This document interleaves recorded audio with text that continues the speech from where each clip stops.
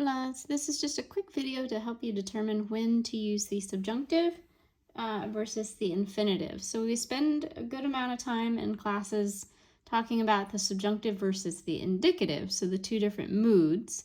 But this one is to show you the infinitive. So conjugating in the subjunctive versus leaving it in the infinitive. Remember, the infinitive is that dictionary kind of form that always ends in the AR, ER, or IR.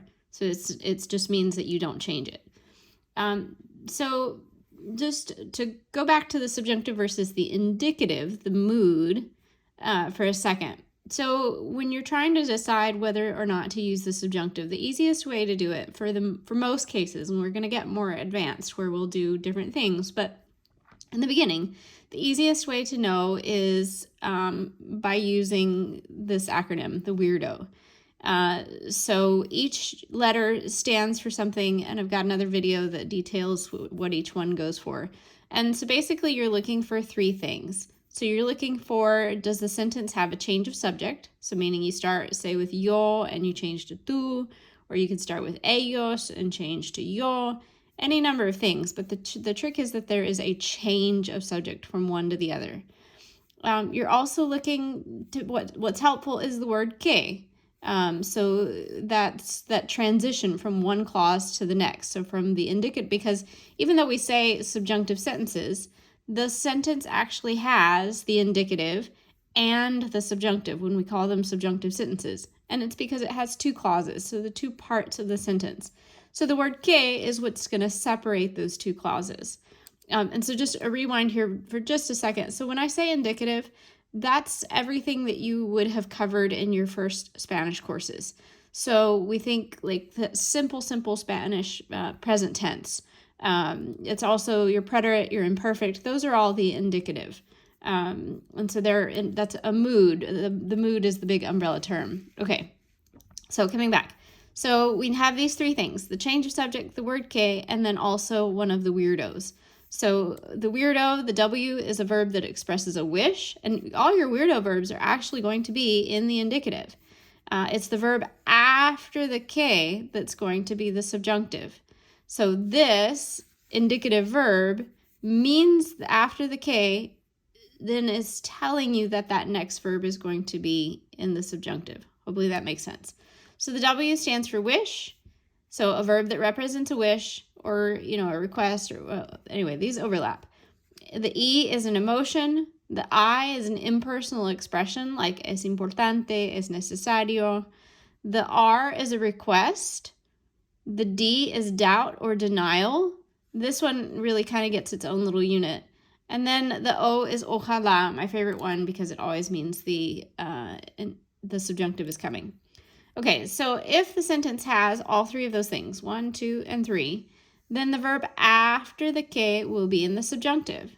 Okay, so that's just kind of a little recap on that one, on subjunctive versus indicative. Now, what about when to use the infinitive? So that dictionary form of the verb, right? The AR, ER, or IR, it's not conjugated. So the trick with those sentences is they will have a weirdo verb, or they can have a weirdo verb, and possibly the word que. I'm not going to dig into that right now.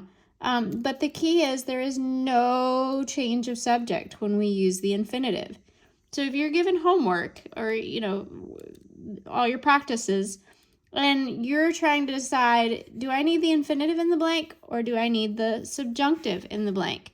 So if you're trying to decide, the easiest way to know it is there's no change of subject, meaning if the first clause is yo, the second clause is yo. If the first clause is tú, the second clause is tú. So we didn't change subjects.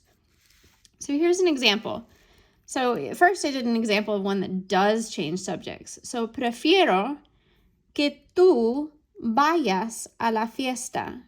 So I put the answer in already. So your verb in parentheses is ir, right? This is your infinitive, not conjugated.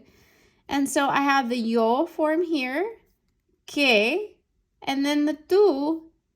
So change of subject, right? It was yo, now it's tú. And so we would go for the subjunctive form of the verb in parentheses. Notice this is in the indicative already, and that's what we want. That's our weirdo verb, right? In the indicative, then the que, the change of subject, then the subjunctive verb. So let's mark this as subjunctive.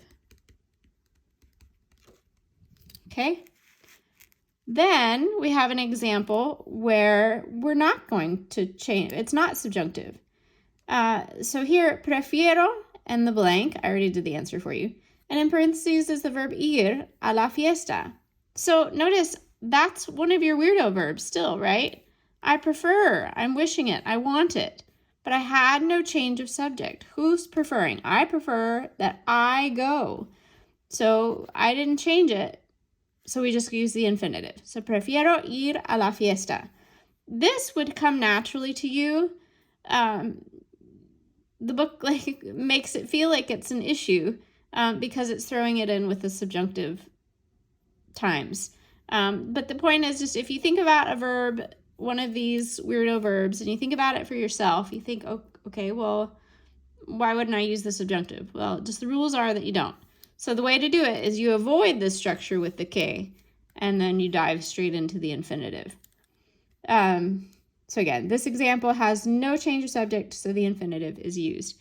I hope that helps. Anyway, hope it helps. Adios.